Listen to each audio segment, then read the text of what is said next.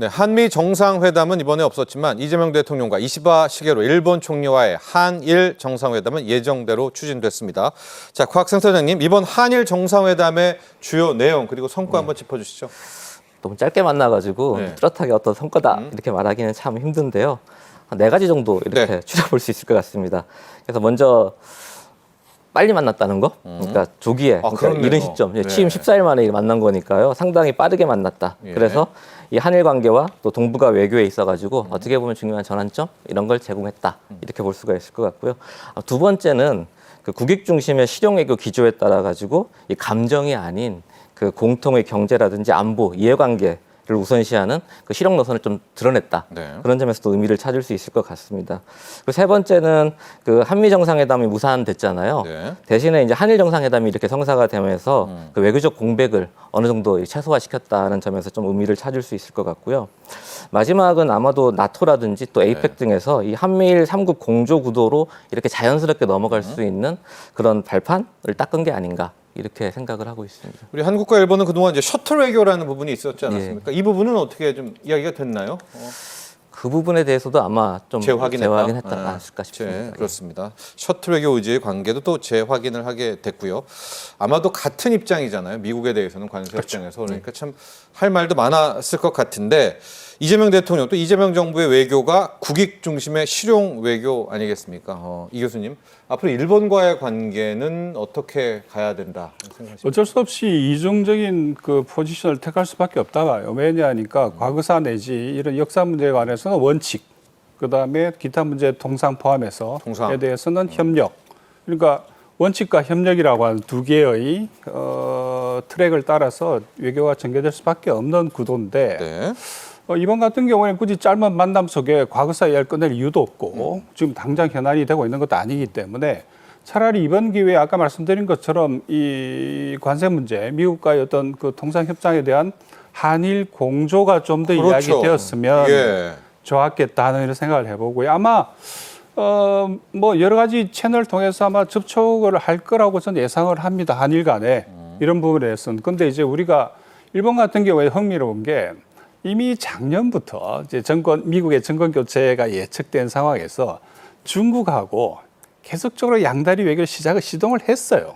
이미. 일본이요? 예, 이미 군사적 교류까지도 심지어. 그러니까 그걸 이제 그쪽에서 이야기하는 더블 바인드 외교라 이야기하는데 양다리죠, 쉽게 말해서. 그리고 러시아와도 뭐 계속적으로 물밑에서 여러 가지 이야기를 하고 있었단 말이죠. 그러니까 거기에 비해서 우리 같은 경우에는 국익과 실용을 이야기하는데 그런 부분에 아직까지 준비가 좀 부족한 것 같아요.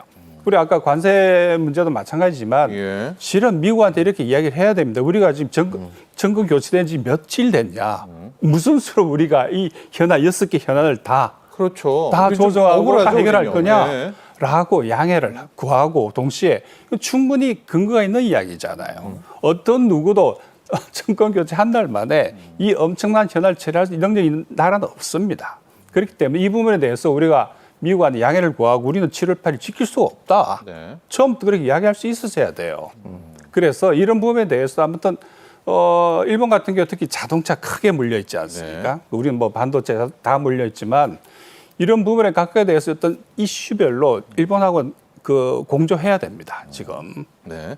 공조 얘기가 나왔는데 곽 선생님 진짜 자동차도 그렇고 우리가 괴로워하는 부분이 일본도 괴로워하는 부분이고요. 우리도 조선 잘하지만 또 일본도 조선을 좀 웬만하게 하니까 이번에 뭐 그죠? 신일본 제철이 들어가서 US 스틸도 인수하고 뭐 겸사겸사인 것 같은데 이렇다면 좀 일본과 좀 한일 공조 이야기도 꽤 커질 수도 있을 것 같은데 향후 전망은 어떻게 보십니까? 저도 그 공조 파트너로서 일본의 역할이 상당히 중요하다라고 생각을 하고 있어요. 특히 통상도 그렇고요. 또 글로벌 사우스 협력에 있어서도 일본과의 파트너십이 상당히 중요하지 않을까. 여지껏 저희들이 예전에 우리나라 같은 경우 이제 신남방 정책을 추진하고 또 뭐 카시라든지 이런 아세안 협력 전략을 만들 때 우리 혼자서 이렇게 여태까지 추진해 왔었거든요. 그러지만 이제는 좀 다양한 어떻게 보면 우리랑 같이 할 수 있는 파트너. 를 찾는 게 더 중요하지 않을까. 특히 이 공급망이라든지 핵심 광물 이런 걸 개발할 때 우리 혼자 하기는 상당히 부담스럽거든요. 그런 의미에서 봤을 때 일본이라든지 호주 이런 나라들이 우리의 중요한 파트너로서 이렇게 역할을 하지 않을까 기대를 하고 있고 그런 측면에서 일본이 중요한 국가로 다루어져야 된다라고 생각을 하고 있습니다. 광물의 국가가 실은 호주잖아요. 호주가 정말 알게 모르게 어마어마한 자원들이 많이 있는데요. 이번에 이재명 대통령 호주 총리와의 양자 회담도 있습니다. 이 내용도 함께 좀 정리해 주시죠. 저는 일단 그 에너지 광물 중심으로 해서 호주와의 관계가 이야기된 것 같은데 그것도 역시 너무 짧았어요. 너무 짧았기 때문에 깊이 있는 이야기를 할 수가 없을 거로 예상이 되고 네. 제가 좀 한 가지 대목에 다행스럽다고 할까요? 그 생각한 것 중에 한 가지는 뭐냐면 과거에 윤석열 정부 시절에 호주와의 관계에서 호주의 그 오크스 군사동맹에 우리가 같이 하는 것 할 것처럼 그 이야기가 돼 있었단 말이죠. 예.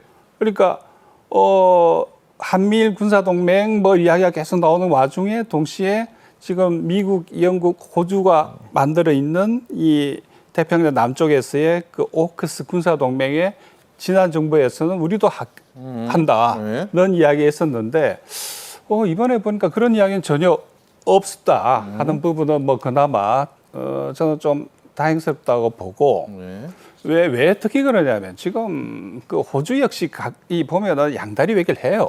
미국하고 같이 하면서 동시에 중국하고도 관계가 쌓기 노력하거든요.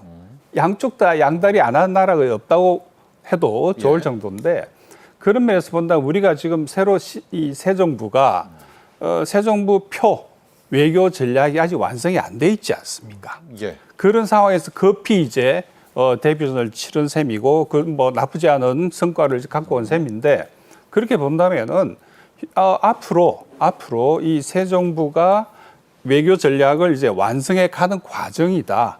그런 과정에서 이제 호주와도 만나고 특히 뭐 남아공, 브라질, 인도 등등 아주 중요한 앞으로 우리가 외교 전략적 교두보 역할을 해줘야 될 공조할 팀들. 그렇죠. 예. 특히 글로벌 사우스 같은 경우에 우리가 계속 접근해야 됩니다. 예. 그런 면에서 본다면은 이런 브릭스 나라들 이런 나라들하고 어떻게든 이번뿐만 아니라 나토건 어디건 계속 관계를 강화해 나가야죠.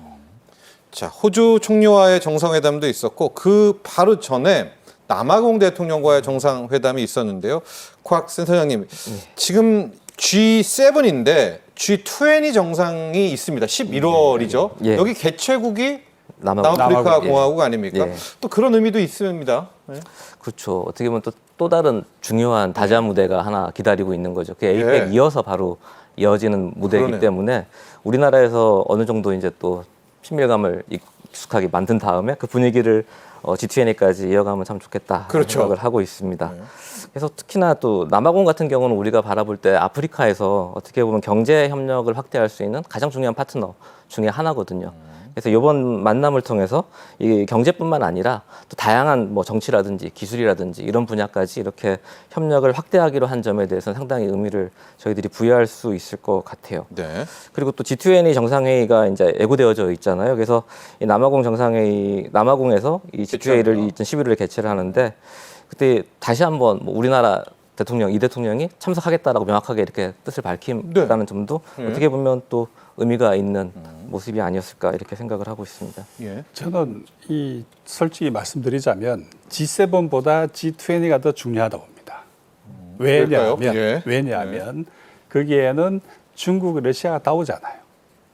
그렇기 때문에 우리가 건질 것도 훨씬 더 많아요. 그리고 지금 최근에 이게 세계 경제 돌아가는 걸 보면 이 세계 GDP 규모, 특히 그 구매력 지수로 따져보면은 G7을 브릭스가 추월해 버렸어요. 경제가 더 커졌다는 이야기죠. PPP 기준, 구매력 기준으로. 그렇게 본다면은 지금 G7 같은 경우는 그들만의 리그로 글로벌 사우스에서는 본단 말이죠. 그런데 이제 G20는 장이 달라져요. 더 넓어지고 더더군다나 현재 이 다극화 세계라고 이야기하지 않습니까? 거기에서 중국과 러시아도 오고 아까 이야기한 거기 뭐 인도, 그다음에 저기 그 남아공, 특히 브라질, 브릭스가 오네요. 브릭스가 온단 말이죠. 그렇기 때문에 이 그쪽으로 들어가기 위한 교두보로서 이번 같은 경우에도 이제 남아공, 뭐 인도, 브라질과의 회담을 활용을 전략적으로 할 필요가 있었다는 이야기죠. 자, 브릭스 이야기를 해주셨으니까 다음 세 번째 정상회담이 바로 브라질 룰라 대통령이었습니다. 여기도 한번 좀 리뷰해 주시기 바랍니다. 그러니까 그 특히 브라질 같은 경우 사실상 남미의 그야말로 중심 국가 아닙니까? 예. 거의 뭐 남미의 거의 뭐 절반 가까이를 차지한다 봐도 좋고 경제력으로 보나 그다음 기타 등등 여러 가지로 그렇기 때문에 특히 그 브라질과의 관계에서는 굉장히 중요합니다. 왜냐하니까 이게 브릭스에서도 지도적인 국가이고 그다음에 아까 말씀드린 글로벌 사우스에서도 굉장히 비중 있는 나라란 말이죠. 예. 그 브라질 같은 경우는 러시아도 함부로 할 수 없는 비중을 갖고 있는 나라이기 때문에 자원 강국이잖아요. 네, 예. 엄청난 나라 아닙니까? 그렇기 때문에 정말로 알짜배기. 아까 말씀드린 나바군 같은 경우에는 또 아프리카들은 관문으로 치면 네. 그야말로 이 남미의 중심 국가로서 우리 같은 경우에 반드시 좋은 관계를 유지를 해야 돼요. 그런 면에서 본다면 짧지만 이번에도 아주 좋은 인상을 주고 오신 것 같습니다. 제가 보기에. 네. 그래서 앞으로 이 관계를 좀 더 이 고도화시켜야 되는 거죠. 이제부터는. 그래서 아까 말씀드린 것처럼 우리가 이 현재 우리나라가 우리 경제에서 살 길은 이제는 그야말로 균형.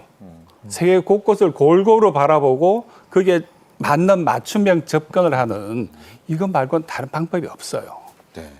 자, 이렇게 룰라 브라질 대통령과의 정상회담도 있었고요. 실은 이번 G7 정상회의가 워낙 지금 이스라엘, 이란, 이 중동 이슈가 커서 그런데 곽 센터장님 원래 주제는 AI와 에너지였거든요. 네. 에너지와 AI였었고 여기에 대한 이제 이재명 대통령의 발언도 준비가 돼 있는 에너지 AI에 대한 연설도 이제 진행대로 진행은 됐죠. 예, 그 내용도 예. 한번 보도록 하죠. 네. 그래서 G7에서 두 차례 발언을 하셨거든요. 그래서 이 에너지 안보 전략하고 AI 기술 리더십에 대해서 네. 이렇게 말씀을 하셨었는데요. 어떻게 보면 그 한국 외교의 그 실용성 또 전략적 자율성을 드러내는 아주 의미 있는 그런 계기가 아니었나 이렇게 생각을 합니다. 그래서 이 말씀하신 내용들에 있어가지고 제가 전략적 의미를 좀 이렇게 한번 생각해봤거든요. 앉아가지고 저런 걸 하면 우리나라한테 대체 어떤 의미가 있을까 예. 한번 고민을 해봤는데 한 네 가지로 정리가 좀 되더라고요. 첫 번째는 아마 이 글로벌 그 실현에 있어가지고 우리 국익 중심의 그 실용 외교를 글로벌 차원에서 이렇게 실현시키는 그런 모습이 아니었을까. 특히 기술과 안보, 이 경제를 연계해서 또 구체적인 또 실행 가능한 정책 제안을 이렇게 이번에 제시를 하셨었거든요. 그래서 그런 걸 봤을 때 이 이념 외교가 아닌 이 실제 국익과 또 성장, 국가 성장 동력 확보에 이 도움이 되는 그런 외교 메시지를 이렇게 전달했다라는 생각이 들고요. 이 두 번째는 이제 공급망 분절화에 대한 대응 전략인데 예. 이걸 좀 다층화시켰다라는 생각이 듭니다. 그래서 재생에너지와 AI 또 핵심 광물을 결합해서 이 글로벌 공급망에 있어서의 어떻게 대응할 수 있을지에 대한 그런 새로운 한국의 전략 이런 걸 제시를 하신 것 같아요. 그래서 그런 점에서 또 의미를 찾을 수 있을 거라는 생각이 들고요.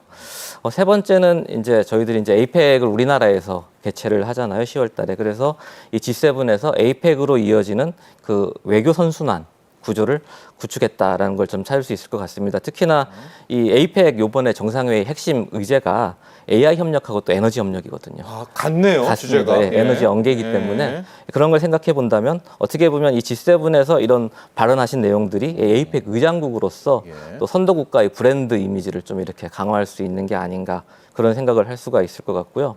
마지막으로는 한국의 기술 외교 패러다임을 좀 이렇게 정립했다. 이렇게 또 정의 내릴 수 있을 것 같아요. 그게 단순하게 우리가 이 기술을 수출하는 국가가 아니라 어떻게 보면 디지털 전환을 또 공공재화 시켰다라는 생각도 들고요.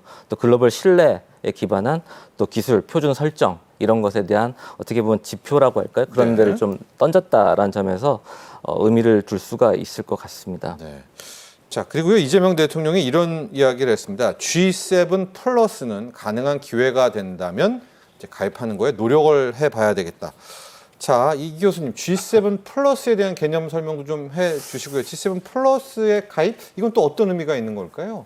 그 아까 조금 전에 말씀드린 것처럼 이 이재명 정부, 국민 주권 정부의 그 외교 전략은 아직까지 완성이 안 돼 있습니다. 그렇기 때문에 G7 플러스 개념이 이전 정부부터 이야기되어 왔던 그런 맥락이 있는데 이번에 한 가지 흥미로운 거는 저기 트럼프 대통령 기자들과의 그 만남에서 이런 이야기를 했습니다. 앞으로 그러면 지금 원래 G8이었잖아요. 네, 러시아가 있었죠. 그러니까 러시아를 빼버린 거에도 이건 아주 빅 미스테이크였다. 이게 해서는 안 될 일을 했다.